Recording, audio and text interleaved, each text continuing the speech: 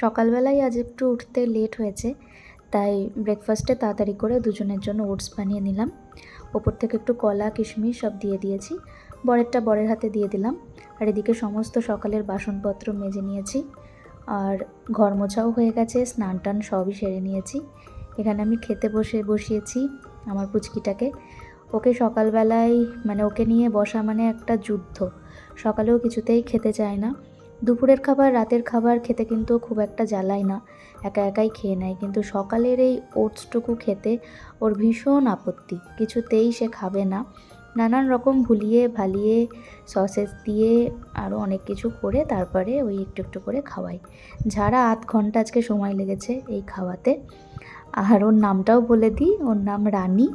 আমার বরই রেখেছিল নামটা আদর করে, তো আমরা ওকে রানী বলেই ডাকি। তো এমনিতে খুব মুডি, প্রচণ্ড মুডি, একটু না প্রচণ্ডই মুডি।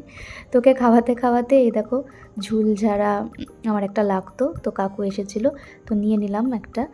আর তারপরে ফাইনালি আমি ব্রেকফাস্ট করতে এলাম, 2টো কলা নিয়ে নিলাম। আমিও ওটসই খাবো, আজ একটু লেটই হয়ে গেল সব কিছু সামলে। রানীর পেছনে আমার সত্যি কথা বলতে অনেকটাই সময় চলে যায়, একা হাতে সবটা সামলাতে হয়। আর ওর একটু স্কিন প্রবলেম হয়েছে, তো দেখলাম শুয়ে আছে যখন, তখন মলমটা সকালেই লাগিয়ে দিই। এছাড়া ওষুধও চলছে, অ্যান্টিবায়োটিক চলছে, আর এই মলমটা ডাক্তার দিয়েছে, তো এটাতে ভালোই কাজ হচ্ছে, অনেকটাই সেরে গেছে।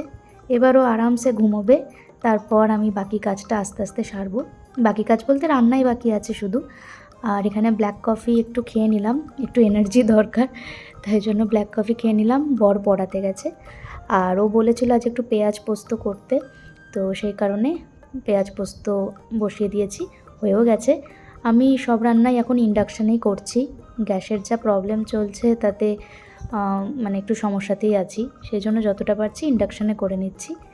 আর এই দেখো টেবিলের অবস্থা, আর এখানে সমস্ত সবজিপাতি সব পড়ে আছে, এগুলোও সব তুলে রাখলাম। আর সয়াবিন আলুর তরকারি আর পেঁয়াজ পোস্ত, এটাই আজকের মেনু। রান্না করতে করতেই বাদবাকি কাজ সব সারলাম, বাসনপত্র আবার জমেছিল সেগুলোও আবার মাজলাম। আর তারপর স্নান তো হয়ে গেছে, এখানে রানীর চিকেনটাও বসিয়ে দিলাম। এটা হতে বেশি সময় লাগে না, তাড়াতাড়ি হয়ে যায়, চিকেন আর সবজি সব সেদ্ধ। এদিকে বড়ও চলে এসেছে, স্নান টান করে রেডি, আমি ওকে খাবার দিয়ে দিলাম। আর আজকে পোস্তটা একটু ঝালঝালি হয়েছে খেতে, ও খুব একটা বেশি ঝাল খেতে পারে না, তাও পোস্ত টোস্ত একটু ঝাল না হলে ভালোও লাগে না। তো যাই হোক, এই আমাদের আজকের সাদামাটা খাবার দাবার। তো চলো আজকের মতো এখানেই শেষ করছি ভিডিওটা, টাটা।